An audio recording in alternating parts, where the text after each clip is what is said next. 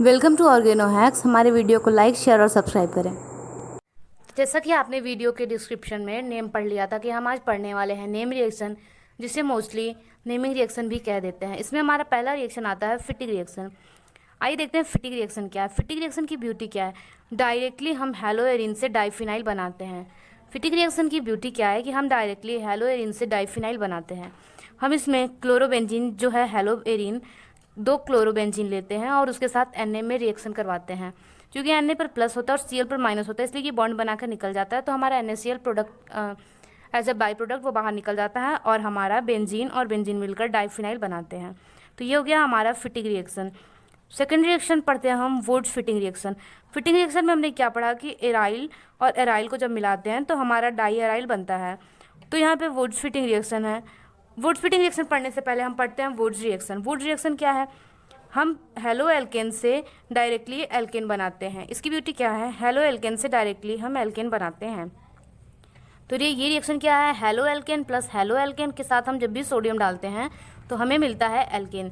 तो ये हो गया हमारा halo alkane, hello methane, hello ethane, और ये हो गया हमारा हेलो मेथेन। अब हमारा I माइनस और Na प्लस बॉन्ड बनाकर बाहर निकल जाएगा, तो हमारा बाई प्रोडक्ट NaI बाहर निकल जाएगा।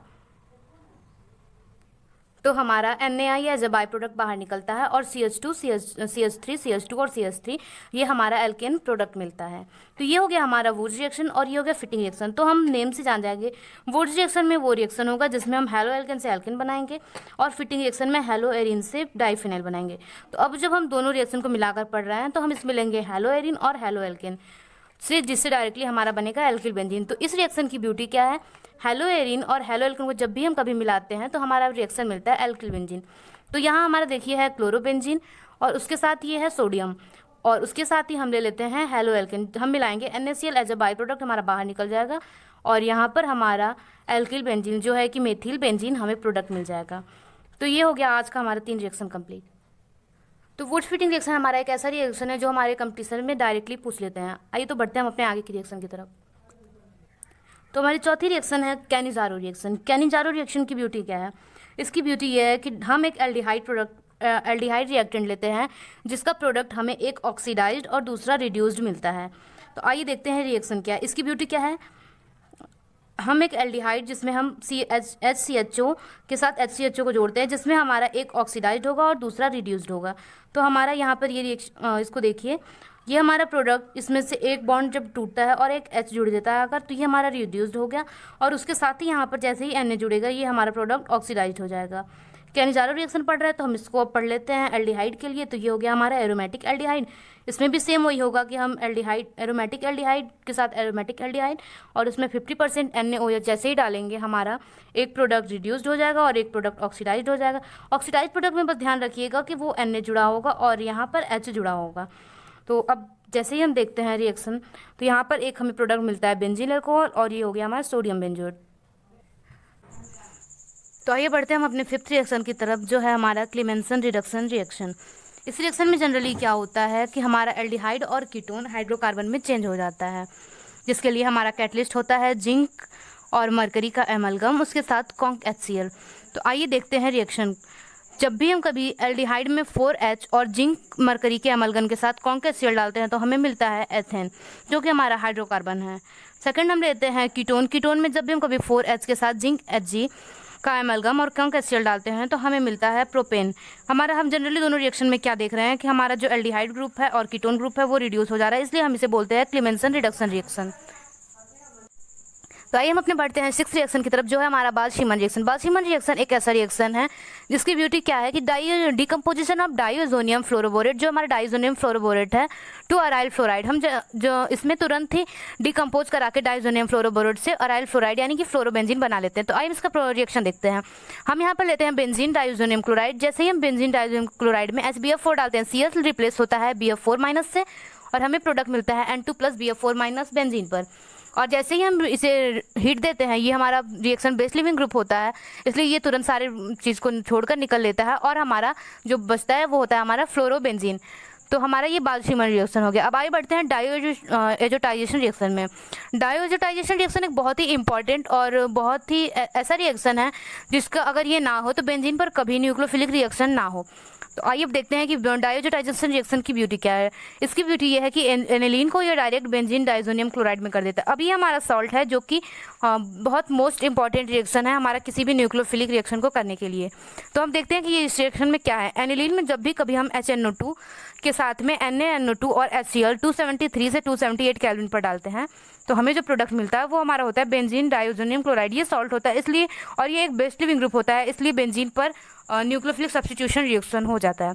और यहाँ पर +2HO जो हमारे एज ए बाय प्रोडक्ट काम करता है। तो ये था हमारा डायोजोटाइजेशन रिएक्शन। आगे बढ़ते हैं हम अपने 8th रिएक्शन की तरफ जो है हमारा गटरमैन रिएक्शन। गटरमैन रिएक्शन क्या है?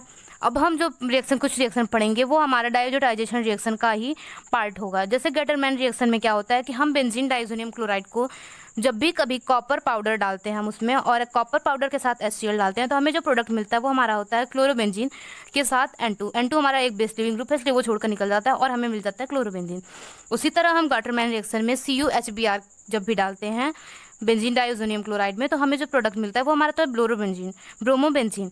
तो हमारे इस रिएक्शन की ब्यूटी क्या है कि हम इसमें जो होता है यूज़ कॉपर पाउडर, यानी कि हम कॉपर पाउडर का यूज़ करते हैं इस रिएक्शन में।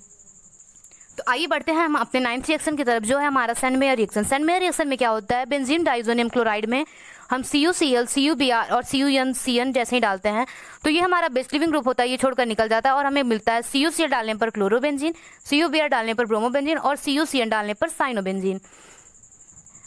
इस रिएक्शन की खासियत क्या है कि हम इस प्रोडक्ट को जैसे ही हम निकालते हैं इसको, बेंजीन पर हमारा आता है प्लस साइन और Cl पर होता है हमारा माइनस साइन। इन दोनों में रिएक्शन होता है और हमें मिलता है क्लोरोबेंजीन। सेम वैसे ही यहाँ पर आता है Br माइनस के साथ और हमें मिलता है ब्रोमोबेंजीन, और वैसे ही Cn के साथ Cn पर होता है माइनस और ये हमें मिलता है साइनोबेंजीन। तो ये हमारा था सेंडमेयर रिएक्शन। अब दो रिएक्शन एक ही जैसा है, बस हम उसमें कंफ्यूजन देखते हैं कि ये हमारा था सेंडमेयर रिएक्शन। गटरमैन रिएक्शन और सेंडमेयर रिएक्शन में ये अंतर है कि हम इसमें Cu पाउडर लेते हैं जबकि उसमें CuCl लेते हैं। तो हमेशा इस डिफरेंस को याद रखिएगा, ये हमारे कंपटीशन के व्यू से भी इंपॉर्टेंट है। आइए देखते हैं, आगे बढ़ते हैं। 10th रिएक्शन है हमारा वोल्फ-किस्नर रिडक्शन रिएक्शन। वोल्फ-किस्नर रिडक्शन रिएक्शन में क्या है, इसमें हम एसीटेल्डिहाइड और एसीटोन को जनरली एल्केन में चेंज करते हैं। इस रिएक्शन की ब्यूटी है कि एसीटेल्डिहाइड और एसीटोन को एल्केन में चेंज करते हैं in the presence of NH2 जिसे हाइड्रोजन कहते हैं। तो हम लेते हैं एसीटेल्डिहाइड। एसीटेल्डिहाइड एक कार्बोनिल कंपाउंड होता है और जैसे ही हम उसमें NH2 जो कि हाइड्रोजन है उसे डालते हैं तो हमें मिलता है प्रोडक्ट हाइड्रोजन जो कि CH3CH डबल बॉन्ड NH2 है। और जैसे ही हम इसमें KOH डालते हैं हमारा NH2 ये एक बेस लिविंग ग्रुप है, ये हमें छोड़कर निकल लेता है और हमें मिलता है इथेन। वैसे ही एसीटोन में हम जब भी NH2 डालते हैं तो हमारा जो प्रोडक्ट होता है वो हमें मिलता है हाइड्रोजन, और जैसे ही इसमें KOH डालते हैं ये प्रोडक्ट हमारा छोड़कर निकल देता है और हमें मिल जाता है प्रोपेनोन। तो ये था हमारा आज का रिएक्शन। 10 रिएक्शन हमने कंप्लीट कर लिया, बाकी का हम अपने एक नेक्स्ट पार्ट में पढ़ेंगे।